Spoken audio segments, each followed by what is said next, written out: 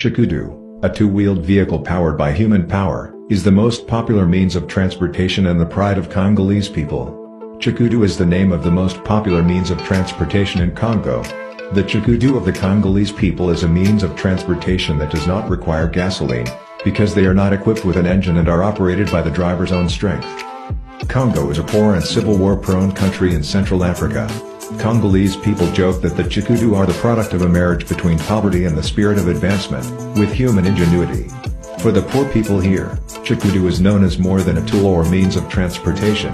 It is a symbol of resilience and efforts to improve life. Made mainly from eucalyptus wood, Chikudu vehicles are designed very simply with a braced frame and wooden wheels.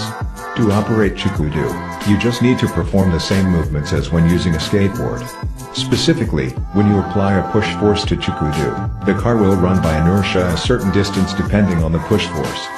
In addition to being used to transport raw materials such as coal, gasoline, construction materials to daily necessities, Chikudu also serves as a passenger carrier.